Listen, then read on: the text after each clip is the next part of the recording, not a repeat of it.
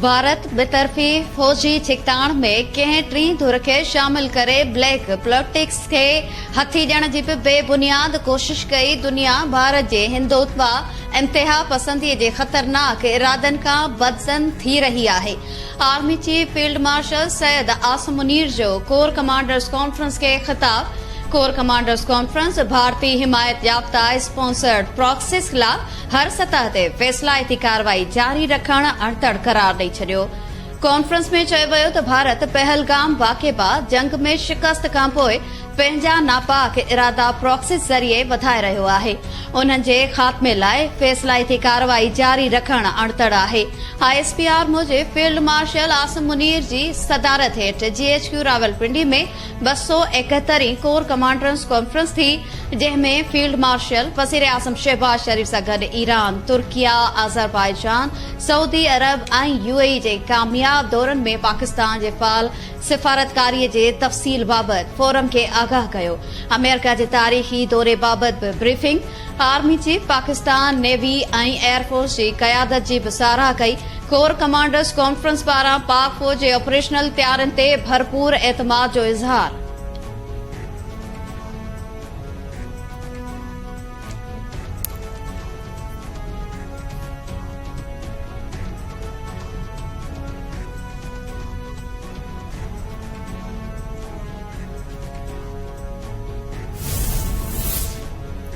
न सदर जी इस्तीफ़ा जी का ॻाल्हि आहे, नई वरी आर्मी चीफ सदारत जो उहिदो संभालण जी ख़्वाहिश रखे थो।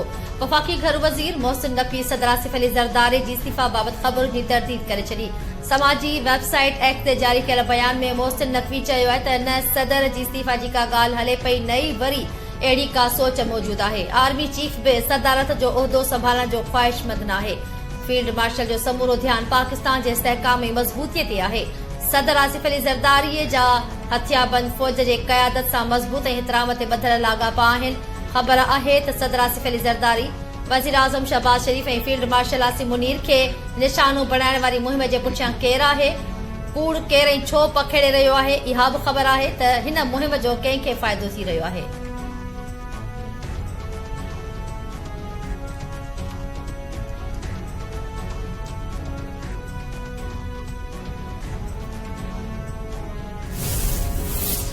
लियारी सान्हे जे ज़िम्मेवारनि जो घेरो तंग।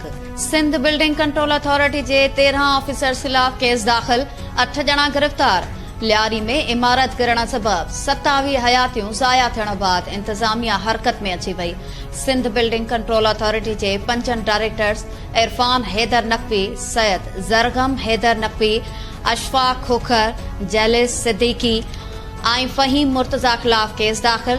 Deputy director Asim Khan, assistant director Fahim Siddiqui, Zafar Iqbal, building inspector Zulfiqar Shah, Zafar Iqbal, retired director Asif Rizvi, retired clerk Jamil ऐं यूनिस केस में नामज़द। पुलिस केस दाख़िल करण बाद सिंध बिल्डिंग कंट्रोल अथॉरिटी जे ऑफिस ते बि छापो हणी 8 ॼणनि खे गिरफ़्तार करे वरितो।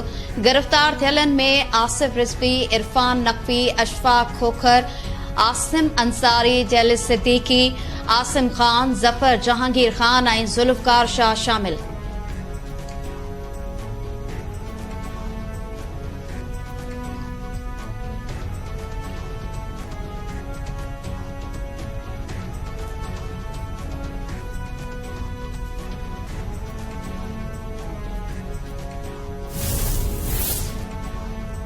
PTI सेनेटर अली ज़फ़र चयो आहे त बानी PTI तहरीक इंसाफ़ जो ऐलान करे छॾियो आहे। बानी PTI जे पुटनि जो जलसे में जुलूस जी सूरत में अडियाला जेल वञणु मुमकिन न थींदो। वज़ीर आज़म जे सियासी मामलनि बाबति सलाहकार राणा सनावला चयो त बानी PTI जे पुटनि जो हक़ आहे त हू तहरीक इंसाफ़ में शामिल थियनि। बानी PTI जा पुट गिरफ़्तार थींदा त सियासी तौर उभरंदा। पीपल्स पार्टी जे अॻवान सेनेटर सलीम मांडवीवाला जो चवणु आहे त बानी PTI जे मोरिसी सियासत ते एतिराज़ आहे।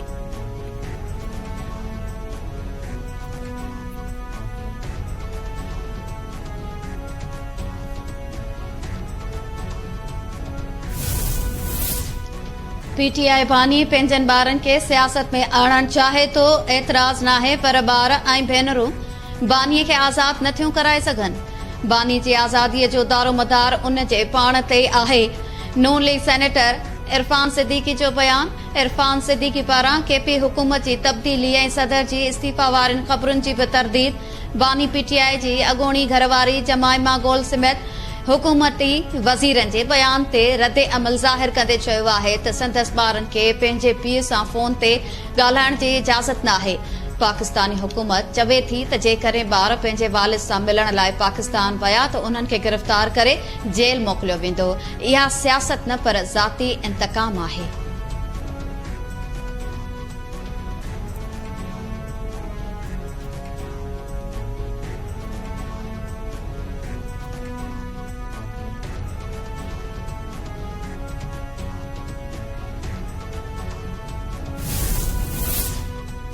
रुगो गरीब न पर वॾियूं सनतूं ऐं फर्नेस ऑयल प्लांट्स बि बिजली चोरी में मुलविस आहिनि। तवानाई वारे शोबे में सुधारनि वारो सिलसिलो जारी रहंदो। तवानाई वारे वफ़ाक़ी वज़ीर अवेस लगारी चयो त हुकूमत बिजली जी चोरी रोकण लाइ डिस्पोज़ में सुधारा आंदा आहिनि, जंहिंजा मुस्बत नतीजा मिलिया आहिनि। बिजली चोरी रोके मुल्क जो कर्ज़ लाहे सघिजे थो।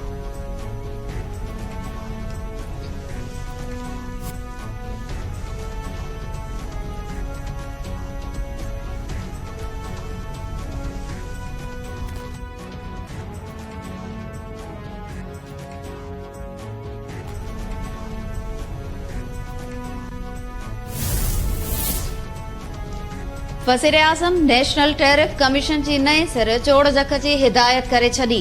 नेशनल टैरिफ कमीशन जी अपील ट्रिब्यूनल खे बिना देर फ़ाल करण जी बि हिदायत। शहबाज शरीफ़ चयो आहे त नेशनल टैरिफ कमीशन जी खुदकार ऐं मुसर हक़ीक़ी वसीला मुल्की कारोबार खे दरपेश मसला हल करण में अहम किरदार अदा करे सघे थो।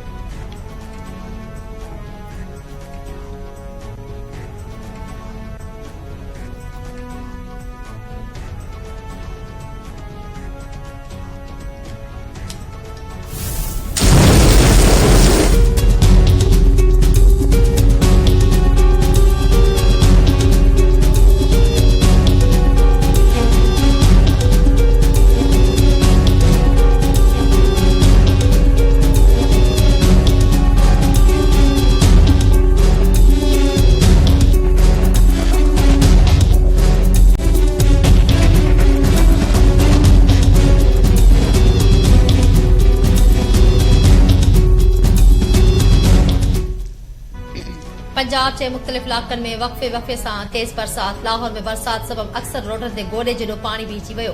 पंजाब में बरसातुनि दौरान विंजक करण वारनि वाक़िअनि में मुख़्तलिफ़ हादिसनि में 9 ॼणा फौत, केतिराई ज़ख़्मी। कोहे सुलेमान में बि बरसातुनि खां पोइ नदी नालनि में चाढ़ सबब ॿोॾ वारी सूरतहाल। बलूचिस्तान में बि बरसात जूं तबाहकारियूं। कुज़दार में बरसात दौरान हादिसनि जे नतीजे में 3 ॼणा हयातियूं विञाए वेठा। केपी ऐं आज़ाद कश्मीर में बरसात जारी।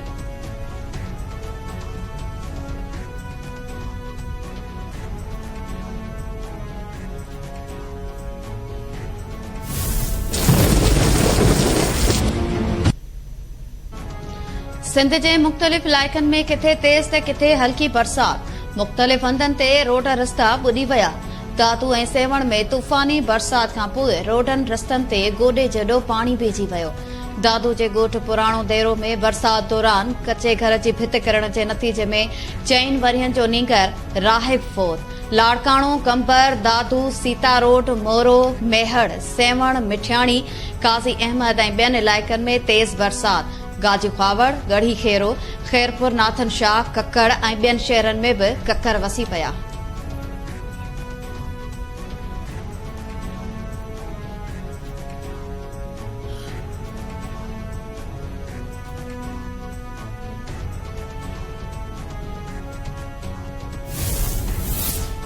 कराची में कायम वफ़ाक़ी एंटी करप्शन कोर्ट डडाप मेगा करप्शन केस जो फ़ैसिलो ॿुधाए छॾियो। अदालत डडाप मेगा करप्शन केस में सेनेट चेयरमैन यूसुफ रज़ा गीलानी खे बरी करे छॾियो।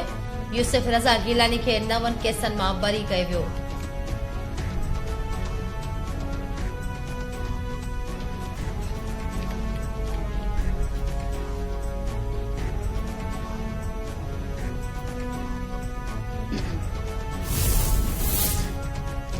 अदाकारा हुमेरा असगर जे मौत 6 न पर 9 महीना अॻु थियो।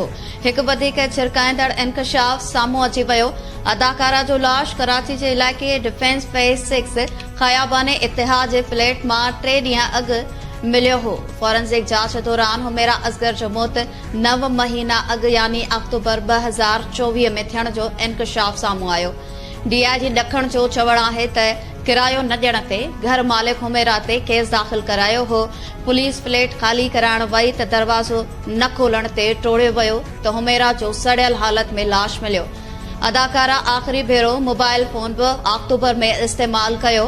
भाड़े वारनि जो चवणु आहे त हुननि अदाकारा हुमेरा खे सेप्टेम्बर 2024 बाद न ॾिठो।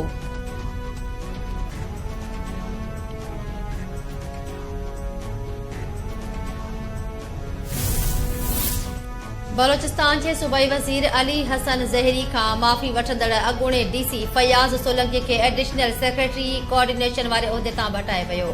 रिपोर्ट करण जी हिदायत। नोटिफिकेशन जारी। फयाज़ आलम सोलंकी डिप्टी कमिश्नर वेस्ट तौर मुक़ररी दौरान अली हसन ज़हरी खे कब्ज़ा माफ़िया करार ॾिनो हो ऐं कुझु ॾींहं अॻु फयाज़ सोलंकी अख़बारनि में इश्तिहारनि ज़रिए अली हसन ज़हरी खां माफ़ी वरिती हुई।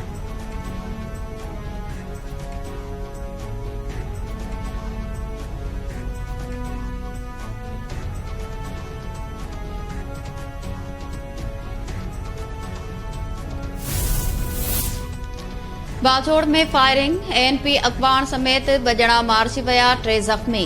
डीपीओ वकास रफ़ीक मूजिब बाजोड़ जे तालके खार हेडक्वार्टर भरिसां फायरिंग में मौलाना खान ज़ेब समेत 2 ॼणा मारिजी विया, 3 ॼणा ज़ख़्मी। डीपीओ जो चवणु आहे त मौलाना खान ज़ेब खे 13 जुलाई ते रिथियल अमन मार्च जे हवाले सां मुहिम दौरान निशानो बणायो वियो।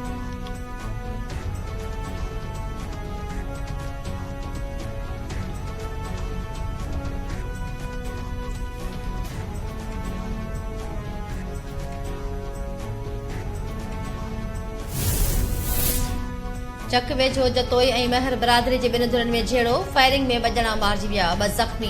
ॻोठ ॾखण में 2 धुरनि विच में फायरिंग जे ॾे वठ दौरान पीर बख्श उर्फ पीरो महर ऐं दाऊद महर क़त्ल थी विया। औरत हनीफा ॾखणी जतोई बिरादरी जे नौजवान ज़ख़्मी थी पियो। धुरनि में वक़फ़े सां फायरिंग जो सिलसिलो जारी। इलाक़े में ख़ौफ़ पखिड़ियल।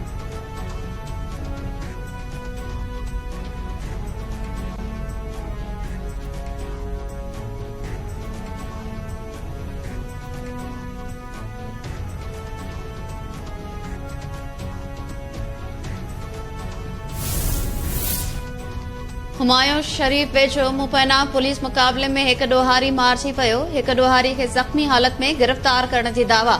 क़ौमी शाहरा ते हथियारबंदनि जी फुरलुट।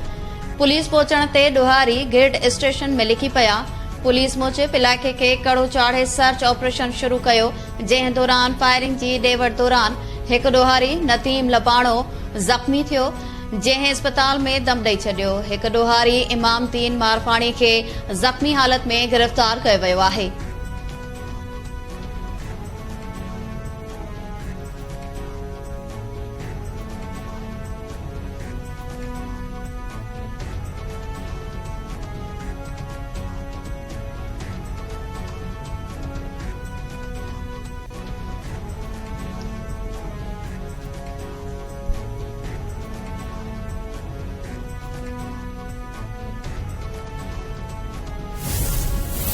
मीरपुर बुरो में लाशारी ऐं बुरा बिरादरी जे 2 धुरनि में कारह तकरार जो जरगो। इल्ज़ाम हेठि आयल अताई डॉक्टर मथां 53 लख रुपया ॾंढ मुक़रर। पीपी अॻवान लियाकत लाशारी ऐं सद्दाम हुसैन बुरो जी सरपंचीअ में कारह तकरार जो निबेरो। इल्ज़ाम साबित थियण ते अताई डॉक्टर अमीर हसन लाशर ते 53 लख रुपया ॾंढ मढ़ियो वियो।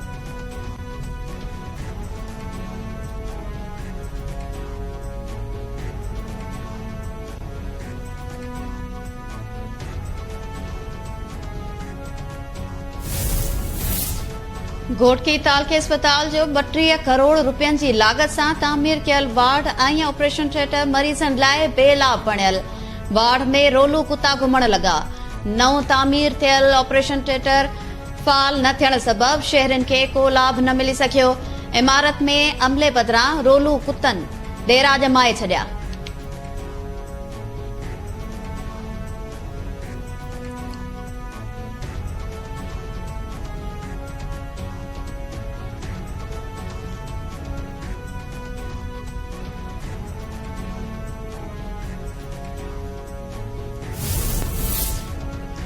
खाना काबा खे आबे ज़मज़म ऐं अर्के गुलाब सां गुसल ॾियण वारे रूह खे राहत ॾींदड़ तक़रीब। गवर्नर मक्का मुकरमा ख़ादिम अल हरमैन अल शरीफ़ैन शाह सलमान बिन अब्दुल अज़ीज़ जी नुमाइंदगी कंदे तक़रीब में शिरकत कई। सऊदी शाही ख़ानदान, मुख़्तलिफ़ मुल्कनि जे सफ़ीरनि ऐं ॿियनि आला अख़्तियारनि जी बि शिरकत। खाना काबा जे अंदरूनी फर्श ऐं भितियुनि खे 40 लीटर आबे ज़मज़म ऐं अर्के गुलाब सां गुसल ॾिनो वियो। गुसल खां पोइ ख़ालिस ऊद ऐं ॿियनि क़ीमती ख़ुशबुअनि सां बि बैतुल्लाह खे मुअत्तर कयो वियो।